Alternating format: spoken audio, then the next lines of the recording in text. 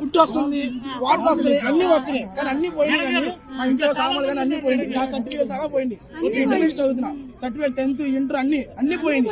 నాకు అమ్మానాలు లేరు, మా నాన్న దగ్గర బతుకుతున్నా. నాకు ఏ స్కీమ్స్ రావు, నాకు రేషన్ కార్డు కూడా లేదు. ఇప్పుడు నేను డిగ్రీ జాయిన్ అవుతాను, నాకు సీట్ అడిగి రేషన్ కార్డు ఎక్కడ తీసుకున్నాను? తల్లి చచ్చిపోయింది, ఎక్కడ తీసుకున్నాను? ఏమన్నా తెలుసా, నా రేషన్ కార్డు ఉందా? రేషన్ కార్డు ఎక్కడ తీసుకుని చచ్చిపోయింది. పుట్టిన సర్టిఫికేట్ లేదు, మా అమ్మకి చనిపోయింది సర్టిఫికేట్ లేదు. ఎలా చనిపోయింది తెలియదు. నాకు 17 years వచ్చి అమ్మ చచ్చిపోయింది. నాన్న దగ్గర పెరుగుతున్నా, నాన్న చూసి కండిషన్ బాగోదు. ఇంతమంది జనాలు ఉన్నారు, ఒక్క స్కీమ్ కూడా మేడం, ఒక్క స్కీమ్ కూడా బెనిఫిట్ లేదు మాకు, అసలు ఏమీ లేదు. అది మరి యూత్ మనం చాలా ఇబ్బంది పడుతుంది. మేమైతే నా కాలేజ్ ఉంది, నా కాలేజ్ ఓపెన్ చేస్తే మీరు ఇల్లు కడుక్కోవాలా, మా నాన్న చూసుకోవాలా, ఇంటర్ కాలేజ్కి వెళ్ళాలి, చదువుకోవాలి. మళ్ళీ చదువుకుంటే మాకు ఇది అవుతుంది, నా ఫ్యూచర్ బాగుంటుంది. ఏదైనా కానీ చదివిస్తున్నాను నానమ్మ, కానీ అలాగే నా స్కీమ్స్ లేవు, నాకు డబ్బులు లేవు. నేను పనికి వెళ్తాను, మళ్ళీ ఏంటి హాస్పిటల్ ఉంది, హాస్పిటల్ మళ్ళీ ఏంటి చేస్తాను, పార్ట్ టైం జాబ్ చేస్తాను. నేను ఏసీ మెకానిక్ వెళ్తా, మటన్ షాప్లోకి వెళ్తా, ఏ పనులు నా పనికి వెళ్తాను. నేను పార్ట్ టైం జాబ్ చేస్తాను,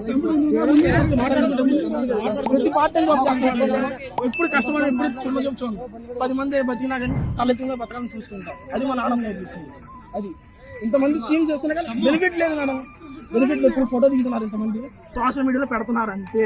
సోషల్ మీడియాలో పెడుతున్నారు, 10 మంది దిగుతున్నారు, ఇంతమంది వచ్చి చేస్తున్నారు, పెడుతున్నారు కానీ ఎవరికి బెనిఫిట్ లేదు. అది ఇంతమంది లేడీస్ నుంచి ఉన్నారా, ఇంతమంది లేడీస్ నుంచి ఉన్నా మేడం, ప్రతి ఒక్కరు ఇబ్బంది పడు. ఇప్పుడు వచ్చేమన్నది ఇంకా రాలేదు, ఇంకా రాలేదు, ఇంకా రాలేదు, ఇంకా రాలేదు అంటున్నారు. దేనికని ఏదో ఆశిస్తాం, మా ప్రభుత్వం ఏదో ఇస్తుందని చెప్తే అది మాది కానీ 1,00,120 అలాగా, కానీ చెప్పలేం.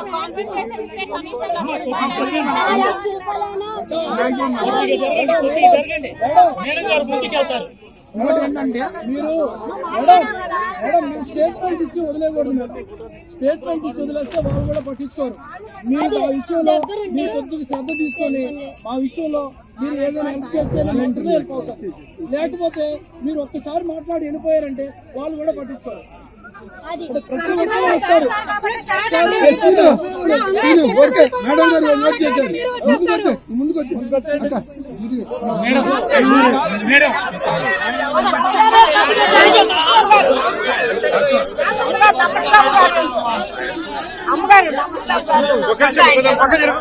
కొంచెం పక్క జరగండి, కొంచెం పక్క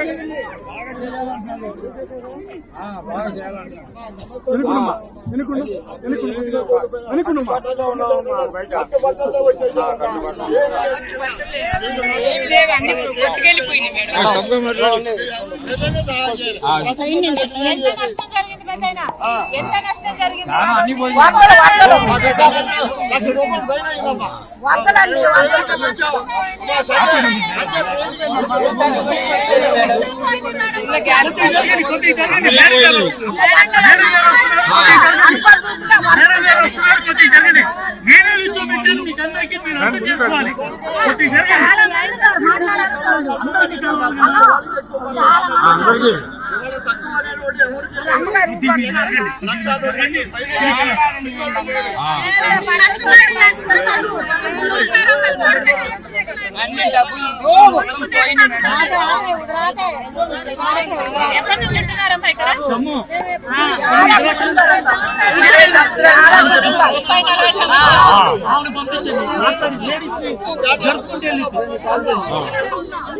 ఇక్కడ ఉంటున్నాం.